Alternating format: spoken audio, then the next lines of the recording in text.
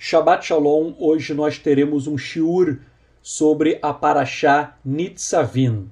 E inicialmente eu vou fazer um resumo dos eventos desta Parashá e depois nós iremos abordar alguns tópicos que merecem destaque. Inicia-se a Parashá com Moisés reunindo todos os membros do povo de Israel pela última vez em sua vida, com o objetivo de iniciá-los em uma eterna aliança com Elohim, que é, na verdade, uma segunda aliança, conhecida como a Brit Hadashah, ou a nova aliança. Nós vimos na semana passada que o Eterno ele firmou duas alianças com Moisés. Então, nessa Parashá, nós estamos vendo esta segunda aliança, que é a Brit Hadashah, ou nova aliança. E segundo a tradição judaica, as palavras desta Parashá foram proferidas por Moisés, no seu último dia de vida. Então é interessante observar que no último dia de vida de Moisés, ele vai trazer a lume as cláusulas da nova aliança, da Brit Hadashah. E então Moisés, ele exorta os filhos de Israel para que não praticassem idolatria, pensando que poderiam ser idólatras e serem automaticamente perdoados. Então, Moshe quis dizer o seguinte: não adianta você ser idólatra e achar em sua cabeça, em sua mente, que você obterá automaticamente o perdão.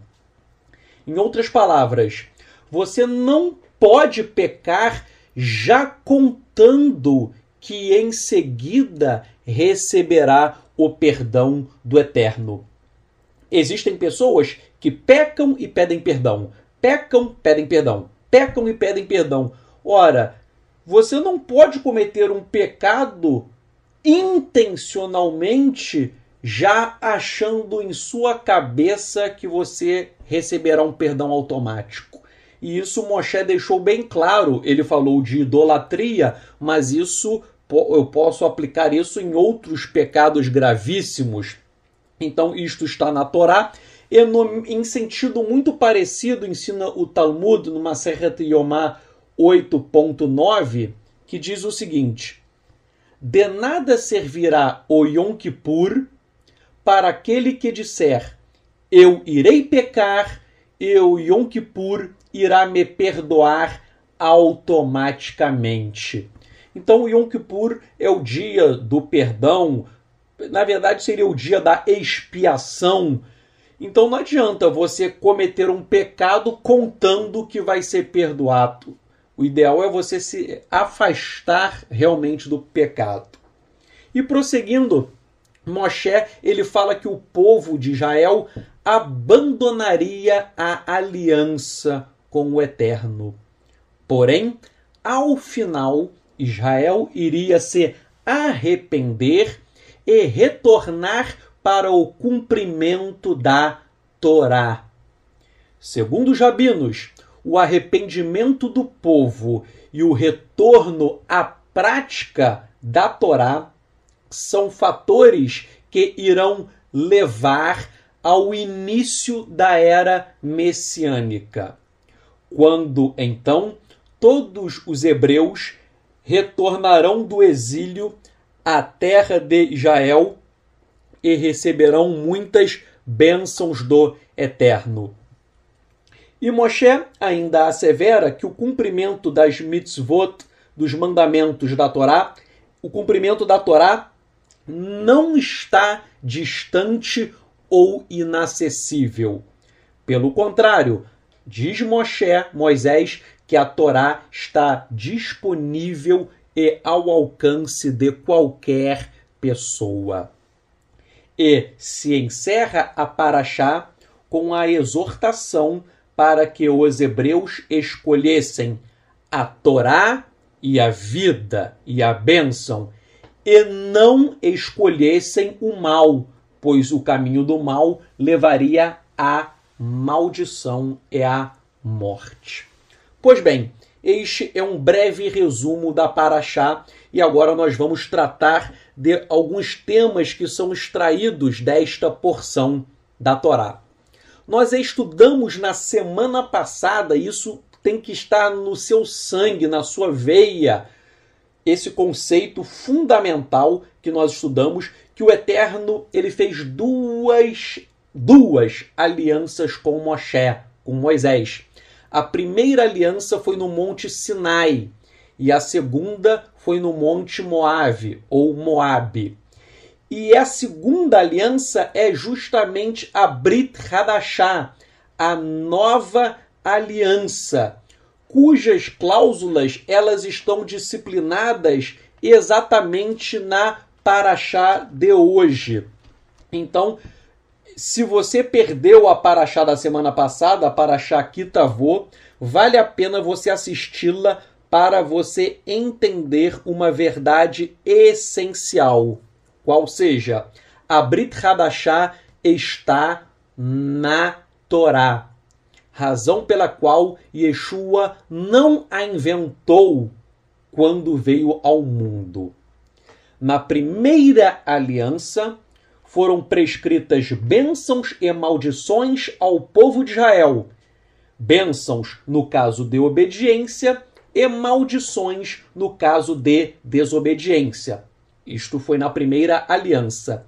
Agora, na segunda aliança, na Brit Hadashah, na nova aliança que foi firmada com Moshe, esta nova aliança ela trata de eventos futuros em que haverá a eliminação total do pecado do ser humano. E o ser humano conseguirá fazer o bem e nunca mais o mal. Por conseguinte, já que o homem obedecerá 100% ao Eterno, o homem somente receberá bênçãos e não mais maldições. E esta Brit Hadashah, esta nova aliança, foi prevista na Torá. Nós vimos isto na semana passada. E Yeshua começou o processo de implementação desta Brit Hadashah, desta nova aliança. Porém, muitas profecias ainda não foram cumpridas. Assim sendo, nós estamos vivendo a primeira aliança e Yeshua iniciou o processo da Brit Hadashah, da nova aliança. E um dia a nova aliança produzirá todos os seus efeitos, principalmente a destruição do Yetzer Hará, da inclinação para o mal. A inclinação para o mal que existe dentro de nós, ela será destruída. E quando for destruída, o homem será perfeito, pois ele obedecerá totalmente ao Eterno. E, em decorrência, nunca mais receberá maldições oriundas da desobediência.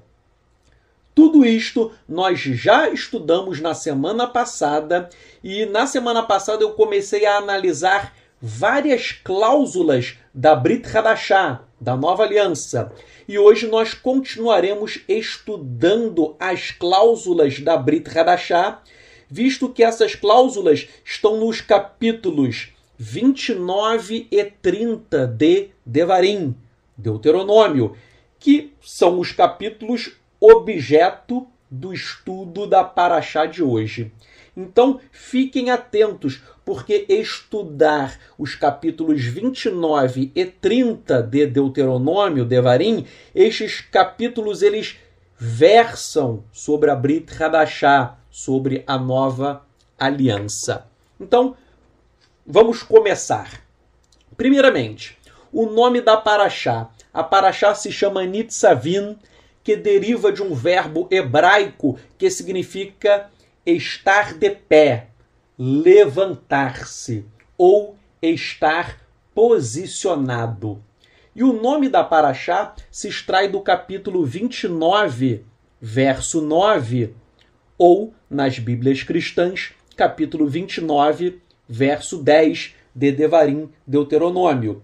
Porque o texto diz assim: vocês estão de pé, ou seja, nitzavim, vocês estão de pé hoje, todos vocês perante o Eterno, o seu Elohim. Os líderes de suas tribos, os seus anciãos, os seus guardas, todo o homem de Israel. Logo, nós percebemos que esta aliança, esta Brit Hadashah, esta nova aliança, ela foi firmada primeiramente com Israel. Eu acabei de ler, está dizendo que esta aliança é com todo o homem de Israel, todo o povo de Israel. Então, a pergunta: com quem foi firmada a Brit Hadashah, a nova aliança? Resposta: a Brit Hadashah, a nova aliança, ela foi firmada com Israel. Não existe nova aliança com a igreja. A nova aliança é com Israel. E isto nós acabamos de ler no texto acima. E se você tem ainda dúvidas de que a nova aliança é com Israel, isso está confirmado por Irmeiahu Hanavi, pelo profeta Irmeiahu, Jeremias capítulo 31, versos 30 a 33, e nas Bíblias cristãs a numeração é Jeremias 31, versos 31 a 34. E o texto diz assim: eis que estão chegando os dias, diz o Eterno, quando eu farei uma Brit Hadashah, uma nova aliança, com a casa de Israel e com a casa de Yehudá, Israel e Judá, ou seja, o povo de Israel. E ela não será como a aliança que eu fiz com os seus pais no dia em que os tomei pela mão e os tirei da terra do Egito. Porque eles violaram a minha aliança, ainda que eu, da minha parte, tenha sido como um marido para eles, diz o Eterno. Pois esta é a aliança que eu farei com a casa de Israel depois daqueles dias, diz o Eterno. Eu porei a minha Torá dentro deles, e as escreverei em seu coração, e serei o Elohim deles, e eles serão o meu povo. E nunca mais nenhum deles ensinará a seu companheiro, membro da comunidade, ou a seu irmão: conheça o Eterno, porque todos me conhecerão, desde o menor até o maior, porque eu perdoarei os pecados deles, e nunca mais me lembrarei de seus pecados. Então, nesse texto que eu acabei de ler, fala que essa Brit Hadashah é com a casa de Israel e com a casa de Yehudá, de Judá, que ambas as casas formam as 12 tribos de Israel. Logo, a Brit Hadashah, a nova aliança, foi estabelecida entre o Eterno e Israel. Mas aí você me pergunta: e o gentio? Será que o gentio ele está excluído da nova aliança? Será que o gentio ele não tem direito a nada? Será que ele está excluído da Brit Hadashah? A resposta é não. Em verdade, os gentios eles também são admitidos na Brit Hadashah, na nova aliança. E isto está escrito expressamente em Devarim, Deuteronômio, capítulo 29, verso 10, nas Bíblias judaicas, e nas Bíblias cristãs o texto está em Devarim 29, verso 11. Estes textos aparece a palavra estrangeiros, que são gentios. Então eles estavam ali também recebendo promessas desta nova aliança. E nós sabemos que a nova aliança ela foi firmada com Moshe, com Moisés, mas quem deflagrou todo o processo para a consumação dela foi Yeshua HaMashiach. Daqui a pouco nós veremos isso. Então, os gentios, eles também podem participar da Brit Hadashah, da nova aliança. Eles também são admitidos. Os gentios também podem receber a salvação. E isso consta não só na Torá, não só nos Ketuvim Netzarim ou Novo Testamento, entre aspas. O próprio Talmud, em Maseret Sanhedrin 105a, diz o seguinte: os justos de entre as nações do mundo têm uma porção no mundo vindouro, no Olam Rabá. Então, isso quer dizer, os justos das nações, os gentios, eles têm sim uma porção no mundo vindouro. Então, os gentios também podem receber, obviamente, a salvação. E aí, eu faço uma outra pergunta. A Brit Hadashah, a nova aliança, ela produziu todos os seus efeitos imediatamente ou existem vários efeitos que serão produzidos no futuro? Resposta. Resposta. Existem ainda muitos efeitos da Brit Hadashah que serão concretizados no futuro. E é por isso que é dito nesta paraxá que a aliança do Eterno seria estabelecida não apenas com as pessoas que estavam ali presentes com Moshe, com Moisés, mas que aquela aliança também teria efeitos em relação a pessoas que não estavam presentes, ou seja, as gerações do futuro. Isso está em Devarim, Deuteronômio, capítulo 29, versos 13 e 14, e nas Bíblias cristãs o texto está em Deuteronômio 29, versos 15 e 16. Outra pergunta, 15 e 16 não, desculpem, nas Bíblias cristãs, capítulo 29, versos 14 e 15. Aí eu chego em uma outra pergunta. O que acontecerá com a Brit Hadashah, com a nova aliança? Quais são os seus efeitos? Repito, quais são os efeitos da Brit Hadashah? O primeiro efeito da nova aliança é a circuncisão do coração do povo de Israel. Isso está em Devarim, Deuteronômio 30, verso 6, que fala sobre a circuncisão do coração do povo de Israel. Está escrito: então o Eterno, o seu Elohim, circuncidará o seu coração e o coração dos seus filhos, para que vocês amem o Eterno, o seu Elohim, com todo o coração e com toda a alma. E quando Irmeiahu, Jeremias, ele escreveu sobre a Brit Hadashah, ele disse que a Torá seria colocada dentro do coração dos filhos de Israel. Isso está em Irmeiahu, Jeremias 31, verso 32, e nas Bíblias cristãs, Jeremias 31, verso 33. Está escrito: pois esta é a aliança que eu farei com a casa de Israel depois daqueles dias, diz o Eterno. Eu porei a minha Torá dentro deles, e as escreverei em seu coração. E eu serei o Elohim deles, e eles serão o meu povo.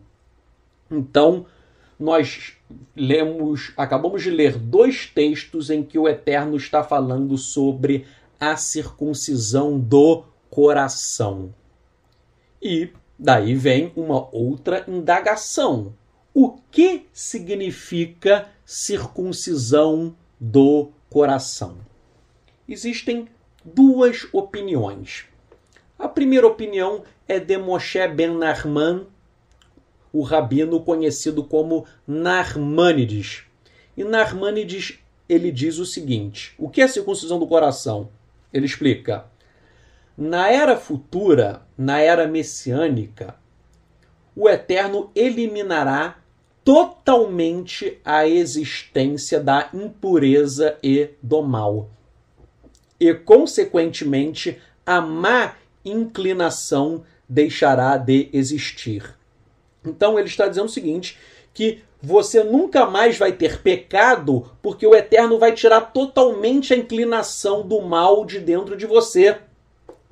Ele vai tirar toda a impureza, então você será perfeito na era messiânica, você nunca mais irá pecar. Então isso que para ele significa circuncisão do coração. Aí eu pergunto, será que já ocorreu este tipo de circuncisão do coração no povo de Israel? A resposta é não.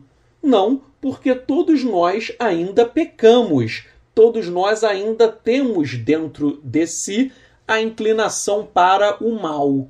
Então, se circuncisão do coração significa a eliminação completa do pecado de dentro do homem, se o conceito é esse, nós concluímos que essa circuncisão ainda não ocorreu.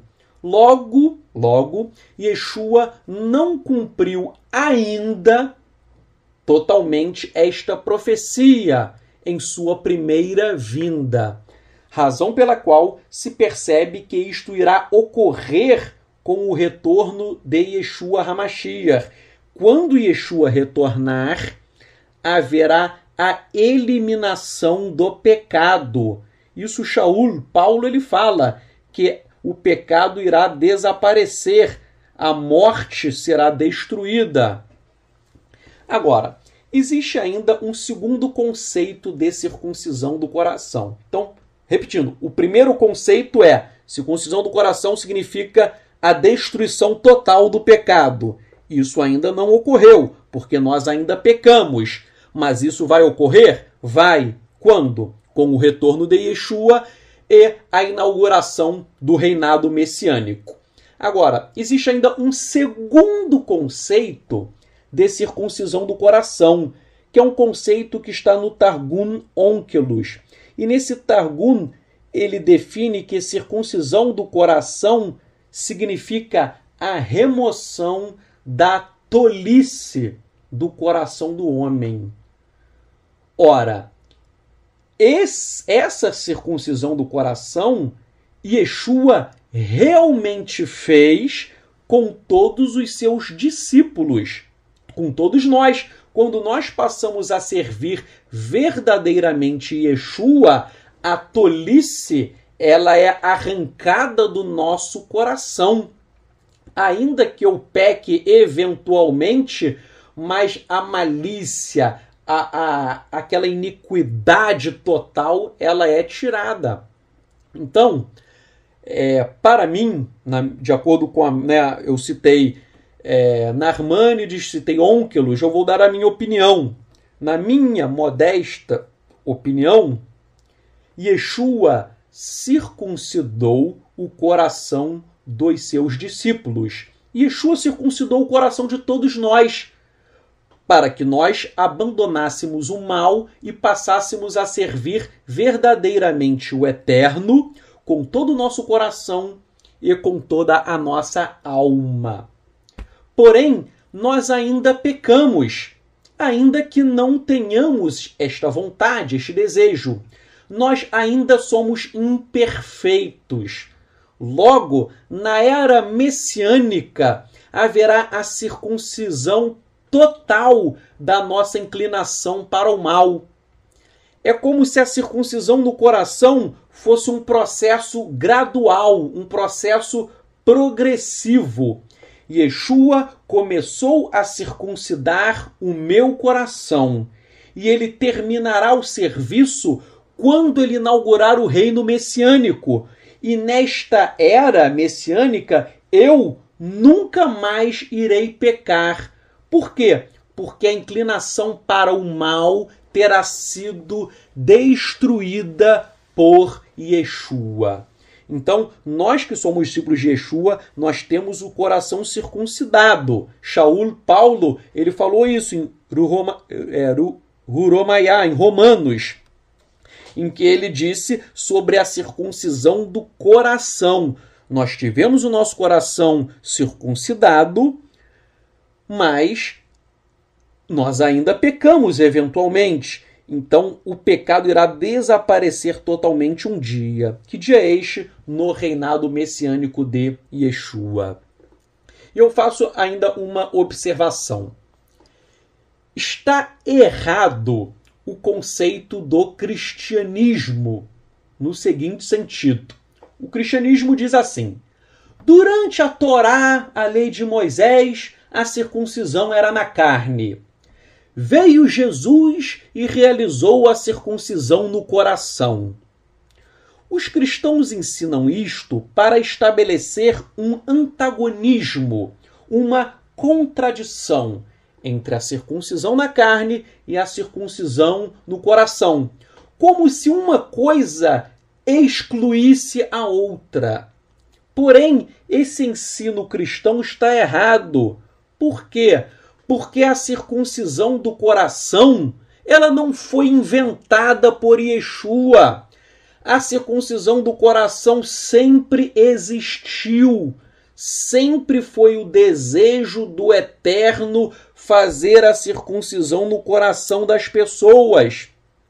E a circuncisão no coração, ela está no próprio Tanar, as primeiras escrituras. Você lê sobre a circuncisão do coração, por exemplo, em Devarim, Deuteronômio, capítulo 10, verso 16, capítulo 30, verso 6. Você lê ainda em Irmeiahu, Jeremias, capítulo 4, verso 4, Jeremias, capítulo 9, versos 24 e 25.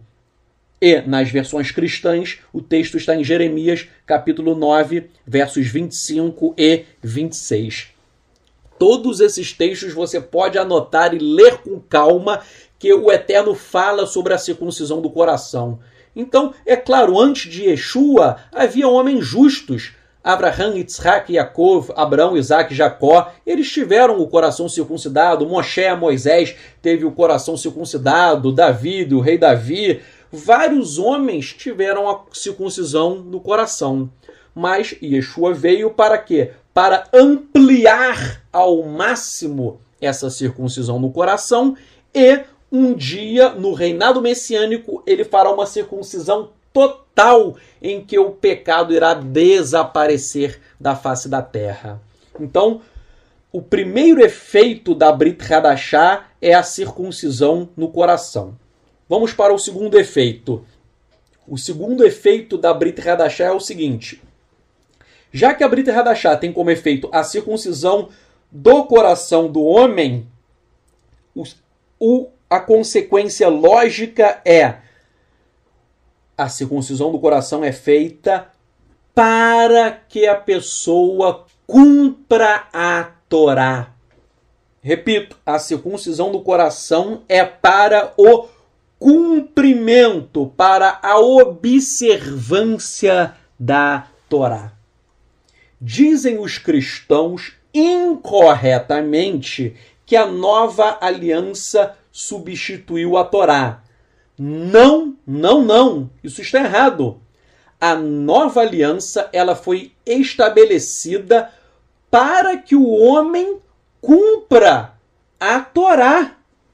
E onde está isso? Isso está em Devarim, Deuteronômio, capítulo 30, verso 8, que diz o Eterno: vocês voltarão e prestarão atenção ao que o Eterno disser, e obedecerão a todas as suas mitzvot, mandamentos, que eu hoje dou a vocês.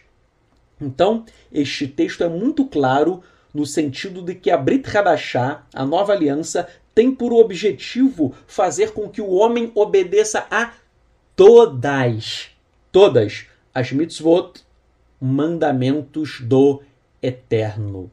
E outro texto que comprova esta minha tese está em Irmeiahu, Jeremias, capítulo 31, verso 32. Nas Bíblias cristãs é o Jeremias 31, verso 33, que está escrito: porei a minha Torá dentro deles, e a escreverei em seu coração. Logo, nós concluímos, à luz destes textos, que a Brit Hadashah, a nova aliança, ela não anula a Torá. Em verdade, ela foi estabelecida para que o homem consiga cumprir a Torá. Vamos ver agora o terceiro efeito da Brit Hadashah. O terceiro efeito é o seguinte: já que o homem cumprirá todas as mitzvot, todos os mandamentos, conforme Devarim 30, Deuteronômio 30, verso 8, então se o homem cumprir toda a Torá, significa que o pecado irá desaparecer. Por quê? Porque pecado significa violação da Torá. Pecado significa violação da Torá. Isso consta em Yohanan Aleph, 1 João, capítulo 3, verso 4. O raciocínio é simples. O raciocínio é o seguinte: pecado significa violação da Torá, conforme disse Yohanan, João. Pecado é violação da Torá. Se você vai conseguir cumprir toda a Torá, então você nunca mais irá pecar. E se você nunca mais vai pecar, você será perfeito e o pecado irá desaparecer. Isso você extrai de Devarim, Deuteronômio, capítulo 30, verso 8. Então, o terceiro efeito da Brit Hadashah é o seguinte: no futuro, todos nós iremos cumprir a todos os mandamentos da Torá, razão pela qual o pecado irá desaparecer. E o quarto efeito da Brit Hadashah é o seguinte: já que nós vamos cumprir toda a Torá, o quarto efeito diz o seguinte: todos os pecados de Israel serão perdoados e o Eterno nunca mais se lembrará dos nossos pecados. Isso consta em Irmeiahu, Jeremias, capítulo 31, verso 33, e nas Bíblias cristãs está em Jeremias 31, verso 34. Então esses textos são claros, que o Eterno irá perdoar todos os pecados e nunca mais irá se lembrar deles. Prosseguindo o nosso shiur, o nosso estudo. Quando se concretizará totalmente a Brit Hadashah? Eu já falei, mas é bom repetir. A Brit Hadashah, ela concretizará todos os seus efeitos no reinado messiânico de Yeshua. Pois no reinado messiânico haverá a circuncisão do coração do povo do Eterno para que as pessoas cumpram a Torá, obedecendo a todas as mitzvot, a todos os mandamentos do Eterno. E assim sendo, na era messiânica, a obediência ao Eterno ela será absoluta, 100%. E o homem nunca mais irá pecar. O homem nunca mais irá pecar. Por quê? Porque ele somente terá a inclinação para fazer o bem, o Yetzer Hatov. Ou seja, o homem retornará ao estado de Adão, antes da queda. Você sabe, todos nós sabemos que Adão foi criado perfeito. Então todos nós seremos perfeitos como Adão antes de pecar. Nós viveremos em um estado de perfeição, em que todos nós iremos nos submeter totalmente à vontade do Eterno.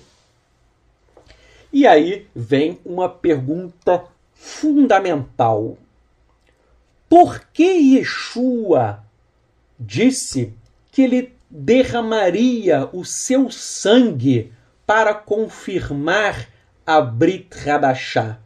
Isso está em Mateus 26, verso 28. Yeshua disse: porque este é o meu sangue que confirma a Brit Hadashah, o meu sangue derramado a favor de muitos, para que tenham os pecados perdoados. Então, muitas pessoas me perguntam, por que Yeshua tinha que derramar o seu sangue? De onde isso se extrai da Torá? Por que Yeshua teve que morrer por nós? Ora, a resposta para isso está na própria Torá. Por quê? A Torá exige o derramamento de sangue para se fazer capará, para se fazer expiação. Isso está em Vaikra, Levítico 17:11, em que está escrito: porque a vida da carne está no sangue, e eu tenho dado para vocês sobre o altar para fazer capará, expiação, sobre suas vidas, pois o sangue é a vida para fazer a expiação. Então a Torá está dizendo que a expiação somente pode ser feita pelo sangue. Capará significa expiação, reparação, purificação, perdão, redenção ou ainda uma substituição. Yeshua morreu em nosso lugar.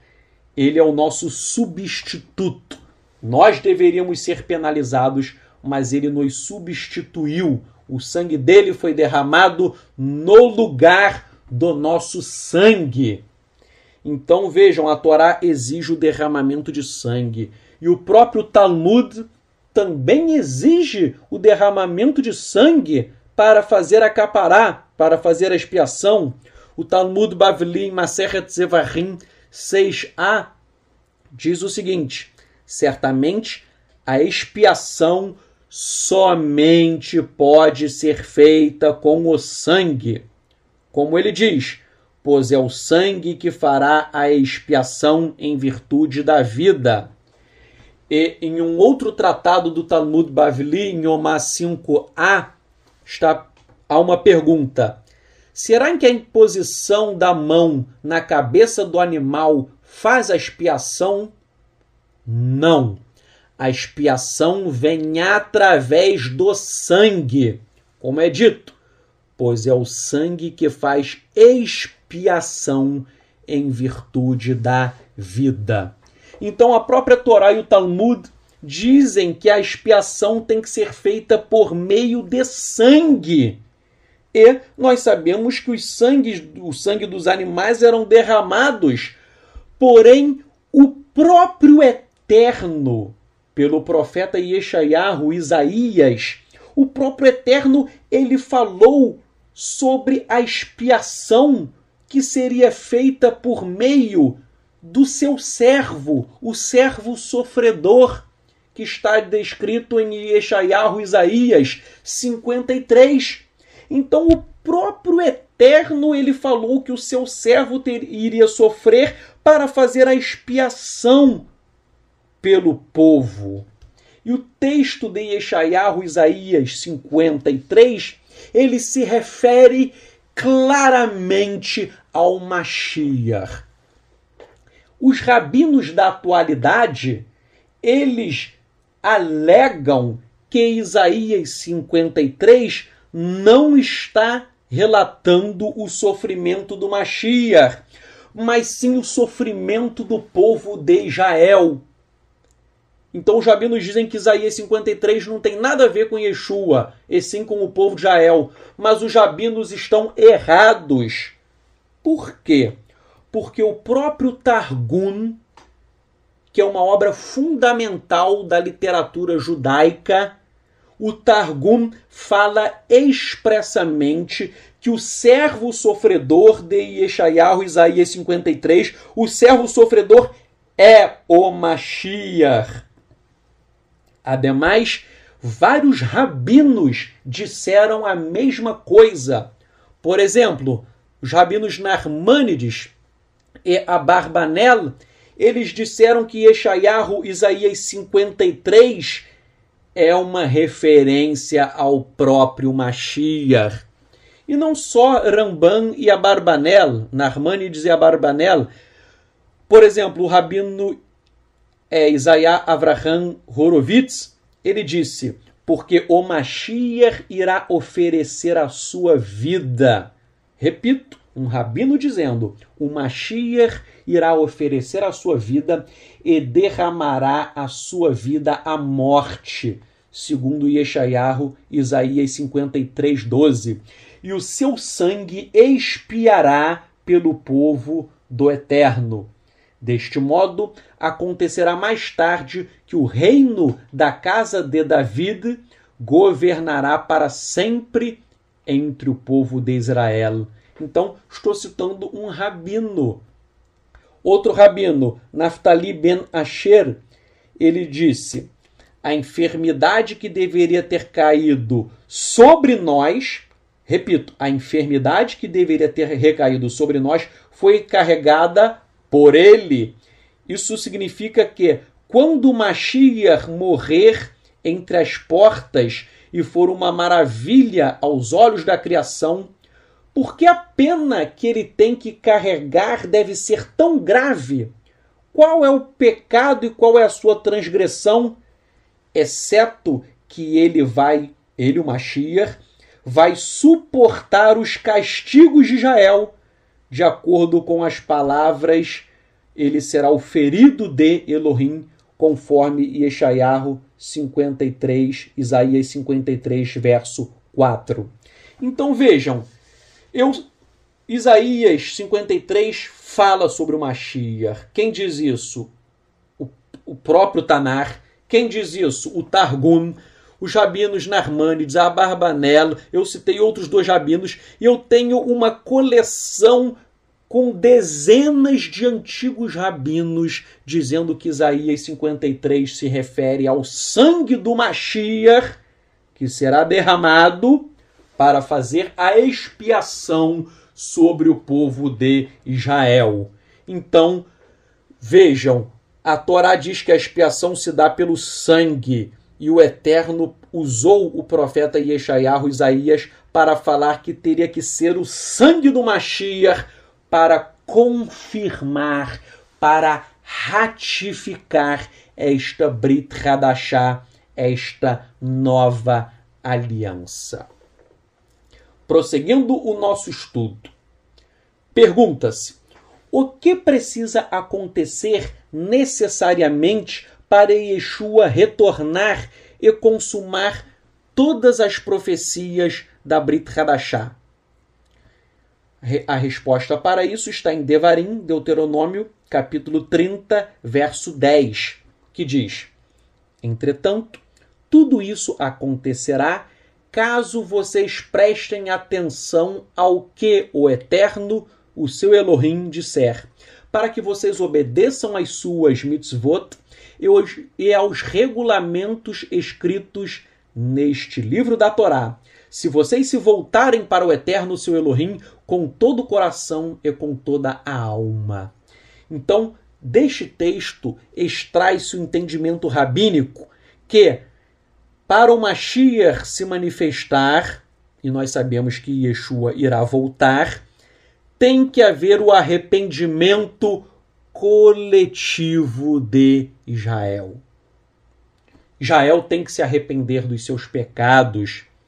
Inclusive, o próprio Talmud, em Sanhedrin 97b, assim dispõe. Abrem-se aspas. Todas as datas predestinadas para a redenção já passaram, e o assunto agora depende apenas do arrependimento. Então o Talmud ele está dizendo que para o Mashiach aparecer, e nós sabemos que Yeshua vai voltar, Israel tem que se arrepender dos seus pecados. Então, quando os filhos de Israel se arrependerem dos seus pecados e retornarem aos braços do Eterno de forma espiritual e verdadeira, aí sim Yeshua será revelado. Isso falou Shaul, Paulo, em 2 Coríntios, capítulo 3, versos 14 a 16. Shaul, Paulo disse: além disso, a mente deles, dos filhos de Israel, era semelhante à pedra, pois até o dia de hoje o mesmo véu permanece sobre eles enquanto leem a aliança. Não lhes foi esclarecido, pois apenas pelo Mashiach o véu é removido. Até hoje, sempre que Moshe é lido, o véu permanece sobre o coração deles. No entanto, diz a Torá, sempre que alguém se volta para o Eterno, o véu é removido. Então, Shaul, Paulo, ele está dizendo o seguinte: muitos judeus não enxergam Yeshua porque existe um véu que está impedindo que eles enxerguem o Mashiach. Porém, quando as pessoas realmente se arrependem e elas buscam o Eterno com toda a sinceridade, com todo o coração, aí sim o Eterno retira o véu e as pessoas conseguem enxergar Yeshua HaMashiach. Eu vejo, para um judeu reconhecer Yeshua HaMashiach, é muito simples. Se um judeu ele se arrepender realmente dos seus pecados e se ele buscar o Eterno com todo o coração, Yeshua se revela. Muitos e muitos judeus, praticamente todos, reconhecem Yeshua por meio sobrenatural, por meio de revelação do Eterno. Porque é o Eterno quem retira as escamas dos nossos olhos, tal como aconteceu com Shaul, com Paulo. Paulo, ele perseguia os discípulos de Yeshua, mas na estrada de Damasco ele teve um encontro sobrenatural com o Mashiach. Então, esse encontro sobrenatural, ele é importantíssimo. E eu creio, quando um judeu realmente se arrepende dos seus pecados e ora ao Eterno e pede para o Eterno revelar as coisas ocultas, o Eterno revela que Yeshua é o Mashiach do nosso povo. Um outro tópico de estudo. O nome Brit Hadashah, as pessoas geralmente traduzem como a nova aliança. Porém, existe a possibilidade de traduzir também como aliança renovada. Alguns rabinos, eles traduzem como aliança renovada. Então a pergunta é, Brit Hadashah significa nova aliança ou aliança renovada? Porque algumas traduções traduzem como nova aliança e outras traduções colocam aliança renovada. Então a pergunta é, a Brit Hadashah é uma nova aliança ou é uma aliança renovada? Bem, a palavra Hadashah, ela tanto pode significar nova como também renovada. Um exemplo, a palavra Rosh Chodesh é traduzida como lua nova. Porém, a lua que se renova a cada mês, ela não é uma lua nova, mas é sim a mesma lua. Então a palavra Hadashah aparece também em Rodesh, se referindo à lua, mas nós sabemos que a gente olha a lua todo dia, mês a mês. A lua nova, ela não é uma nova lua. Na verdade, ela é a mesma lua que está se renovando. Então, a Brit Hadashah é, em verdade, uma aliança renovada. Uma aliança renovada, já que ela tinha sido firmada com Moshe, com Moisés, na Torá. Então, Brit Hadashah, ela é uma aliança renovada. Por quê? Porque ela está prevista na própria Torá, por Moshe. Entretanto, Brit Hadashah também pode ser traduzida como nova aliança. Por quê? Porque no reinado messiânico as coisas serão diferentes. Exemplo, todo povo terá o coração circuncidado e conseguirá obedecer a todos os mandamentos da Torá. O pecado irá desaparecer. Então vejam, no reino messiânico existirão coisas novas. Ninguém mais irá pecar. Você vai obedecer ao Eterno integralmente, 100%. O pecado vai sumir do mapa, vai desaparecer.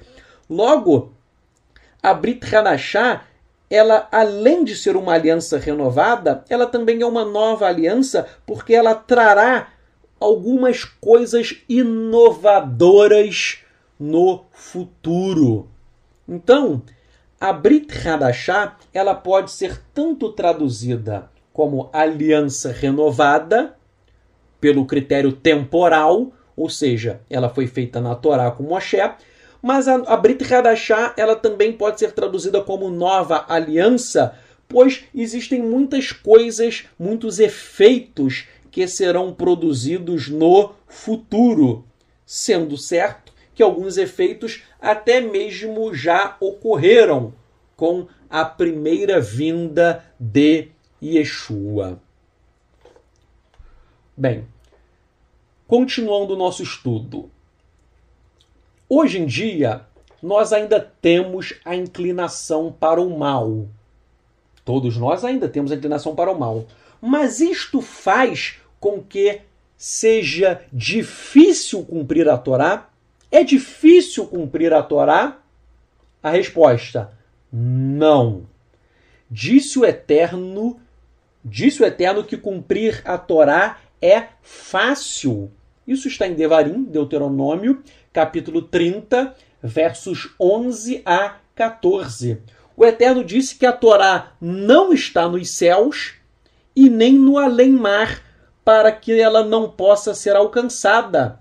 Pelo contrário, disse o Eterno que a Torá, ela está bem perto de todos nós.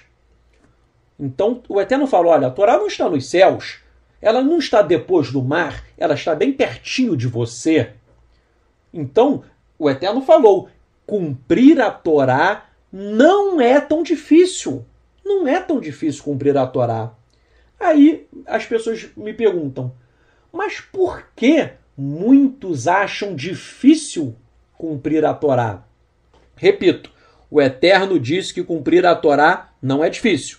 O Eterno disse que cumprir a Torá é fácil. Mas muitas pessoas têm dificuldade de cumprir a Torá. Por quê? Ora, existem várias e várias leis rabínicas que estão além da Torá e que muitas vezes se tornam um jugo para as pessoas. São mandamentos criados por homens e não pelo Eterno. E são esses mandamentos de homens que terminam complicando o que é fácil. Então vejam, se você cumprir só o que está escrito, não é tão difícil assim. Agora, se você quiser cumprir todos os mandamentos de homens, todas as leis rabínicas, toda a lei oral, todo o Shulchan Aruch, aí sim a tua vida ficará complicada, porque são milhões e milhões de regras. Ora, existem judeus praticantes que acabam abandonando o judaísmo pela seguinte razão: eles aprendem tantas e tantas regras rabínicas que essas milhões, milhares de regras rabínicas, elas se tornam um jugo, um fardo, algo desagradável, algo ruim. Então, por exemplo, o Shabat. existem tantas e tantas regras rabínicas sobre o Shabat, regras que não estão na Torá, regras que foram inventadas pelos rabinos, mas existem tantas e tantas regras que às vezes o Shabat ele termina se tornando um fardo. É interessante que o pensador caraíta Nehemiah Gordon, ele diz o seguinte, ele fala o seguinte: cumprir o Shabat é fácil. O Shabat é algo muito prazeroso. É muito prazeroso cumprir o Shabat se você observar apenas o que está escrito na Torá. Mas diz Nehemiah Gordon, um judeu caraíta, ele diz, se você quiser cumprir todas e todas as leis orais sobre o Shabat, então o Shabat vai se tornar um fardo, um jugo, vai se tornar algo ruim. Então, repito o que disse o Eterno, cumprir a Torá é fácil.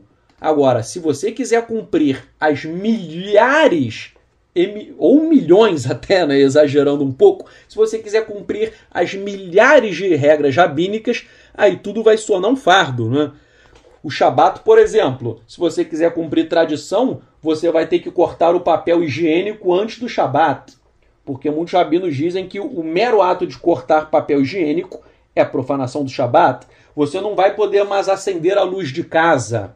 Você não vai poder mais apertar o botão do elevador, tal como acontece em Israel, porque eles acham que quem aperta o botão do elevador no Shabat está profanando o Shabat. Gente, nada disso está na Torá. Nada disso está na Torá e são invenções dos rabinos. E invenção de rabino você não está obrigado a cumprir. Loucuras, coisas sem sentido, eu não cumpro. Eu só cumpro o que está na Torá ou tradições que sejam tradições que tenham uma lógica, que tragam algo positivo. O exemplo que eu sempre dou é o seguinte: a Torá não fala que você deve orar 3 vezes ao dia. Mas orar 3 vezes ao dia é algo bom? É. Então você pode cumprir? Pode. Está escrito na Torá? Não. É norma rabínica? É. Mas é uma excelente norma rabínica, porque orar é algo muito bom. Então, eu repito, eu não sou contra as tradições. Eu não sou contra tradições, mas eu somente vou cumprir tradições que sejam benéficas para a minha vida espiritual e não tradições que venham a prejudicar a minha vida espiritual. E agora nós vamos entrar no último tópico desse estudo que é fundamental e que pega e confunde muita gente, que é a seguinte pergunta. A pergunta é: pode a Brit Hadashah mudar a Torá? Repetindo, pode a Brit Hadashah alterar a Torá? Ora, muitas pessoas dizem que a Brit Hadashah não pode mudar nada da Torá, pois os mandamentos da Torá são eternos e imutáveis. Neste sentido, Maimônides defendeu este ponto de vista. Disse ele, abrem-se aspas, está explicado claramente na Torá que os seus mandamentos são eternos e não podem ser mudados. O versículo "ela não está nos céus" nos ensina que não é mais a prerrogativa de nenhum profeta introduzir uma parte nova da Torá. Então, para Maimônides, a Torá não pode ser mudada. Todavia, em sentido contrário, o Midrash ensina que o Mashiach irá explicar uma nova Torá. Então, vejam a divergência doutrinária. Maimônides diz que a Torá não pode ser mudada. Porém, o Midrash explica que o Mashiach ensinará uma nova Torá. Eu vou ler alguns textos. Por exemplo, no Midrash, Yalkut Shimoni, está escrito: no futuro, Elohim se assentará e explicará uma nova Torá que será dada através do Mashiach. O Midrash ainda, em Vaikra Rabá, capítulo 13.3, diz: uma nova Torá emergirá de mim, diz o Eterno. Novas leis irão brotar de mim. Então, o Eterno aqui nesse Midrash está dizendo que ele irá entregar novas leis. E o Midrash ainda em Kohelet Rabá 11.8 diz assim: a Torá que uma pessoa aprende neste mundo é vazia comparada à Torá do Mashiach. E segundo o Rebbe de Lubavitch, haverá uma nova Torá na era messiânica, que será revelada pelo Mashiach. E explica o Rebbe de Lubavitch que o Mashiach ele extrairá segredos que estão escondidos dentro da própria Torá de Moshe, de Moisés. Repetindo, Rebbe de Lubavitch diz que o Mashiach ele ensinará uma nova Torá, mas ele extrairá estes novos ensinamentos a partir de coisas que estão ocultas, escondidas dentro da própria Torá de Moshe. E então isso, ou seja, a possibilidade de uma nova Torá, conforme ensina o Midrash, isso nos dá base para afirmar duas coisas. A primeira é a seguinte: Yeshua trouxe muitas informações novas. E ele podia fazer isto, pois ele é o Mashiach. E os próprios rabinos, como nós estudamos, dizem que o Mashiach fará isso, que o Mashiach ensinará coisas novas que não estão na Torá. Vou dar um exemplo. Yeshua falou muito sobre expulsão de demônios. E ele ensinou os seus discípulos a expulsar demônios.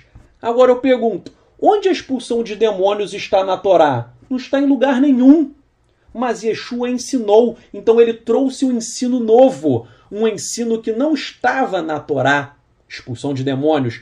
Outra coisa, Yeshua ele ordenou a Tevilá, a imersão. A imersão, ela se extrai da Torá. Existem preceitos, mas ele deu um novo contorno sobre isso. Não é? Ele pegou elementos existentes, mas deu uma nova explicação. Yeshua disse que em Pessah, a festa de Pessah deveria ser feita em memória dele. E isso também não está na Torá. Outra coisa, Yeshua estabeleceu várias leis rabínicas no chamado Sermão da Montanha, que está em Matitiarro, Mateus, capítulos 5 a 7. Mateus, capítulos 5 a 7, Yeshua ele estabelece diversas leis rabínicas que ele extraiu tais leis de princípios da própria Torá. Então, vejam, Yeshua inovou muita coisa. Quando você lê os Ketuvim Netzarim, o Novo Testamento entre aspas, você perceberá que Yeshua inovou muita coisa. Porém, como eu disse, o próprio judaísmo ortodoxo admite a possibilidade de o Mashiach promover inovações na Torá. Então, como eu dei o exemplo, a Torá não ensina a expulsar demônios. Yeshua ensinou. Ele inovou a Torá? Inovou. Mas ele pode fazer isso? Pode. E o próprio Midrash diz que o Mashiach, ele vem com essa missão, ele vem para ensinar coisas novas, para ensinar coisas que estavam ocultas e agora estão sendo reveladas. Outra coisa, quando Yeshua retornar e estabelecer o seu reinado messiânico aqui na terra, a Torá será outra, pois o mundo será bastante diferente. Por exemplo, nós não iremos mais pecar, todos nós conheceremos o Eterno, haverá um milênio de Shalom, de paz, um milênio de paz, então o mundo será outro. Se o mundo será outro, as regras que regem a humanidade, obviamente, serão adaptadas a esta nova humanidade, a esta nova era, a era messiânica. E é por isso que Yeshua disse que nada seria retirado da Torá. Yeshua disse, nada será retirado da Torá até que os céus e a terra passem. Ou seja, um dia os céus e a terra irão passar. E quando os céus e a terra passarem, nós teremos um novo mundo. Nós teremos uma nova humanidade. E, obviamente, as mitzvot, os mandamentos, serão adaptados para este novo mundo que ocorrerá no reinado do Mashiach. E nós cremos que Yeshua morreu, ele ressuscitou, ele derramou o seu sangue para fazer a capará, para fazer a expiação dos nossos pecados, e nós que somos discípulos dele, nós cremos que ele há de voltar para estabelecer esse reinado messiânico. Todos aqueles que têm discernimento espiritual enxergam que o Mashiach já veio. Os ortodoxos, os judeus tradicionais do nosso povo estão esperando um Mashiach. Nunca vai aparecer um outro Mashiach, pois o Mashiach é Yeshua. E nós vamos fazer uma tefilá, uma oração, para que o Mashiach Yeshua ele se revele a todo o Am Israel, a todo o povo de Israel, nosso povo. Eterno, nós oramos a Ti, te agradecendo por esse dia, por esse Shabat, pelo Teu Hesed, misericórdia, graça e compaixão. E nós te agradecemos pela Tua bondade e clamamos que Tu possas, ó Pai Celestial, revelar a cada um do nosso povo que Yeshua é o Mashiach. Não existe outro, pois o Mashiach já veio e ele há de voltar. Eterno, tal como o Senhor fez com Shaul, com Paulo, tira as escamas dos olhos dos ortodoxos, dos judeus ateus, dos judeus homossexuais, dos judeus que praticam religiões pagãs e que todos possam praticar a Tua Torá, a Torá revelada pelo Mashiach Yeshua. Eterno, nós cremos que todo Israel será salvo, como disse Shaul Paulo, e nós cremos na redenção que será operada por Yeshua. Nós clamamos a Ti com temor e tremor para que tudo se cumpra e o nosso povo seja totalmente seu. Como escreveu o profeta Jeremias, que nós seremos o seu povo e tu serás o nosso Elohim. Nós oramos clamando, volta Yeshua, volta para estabelecer o teu reino aqui na terra. Assim como a noiva espera ansiosamente pelo noivo, nós esperamos por ti, Yeshua. Nós esperamos pelo nosso amado Mashiach. Nós oramos Bishem Yeshua Mashiach, em nome de Yeshua Mashiach. Amém.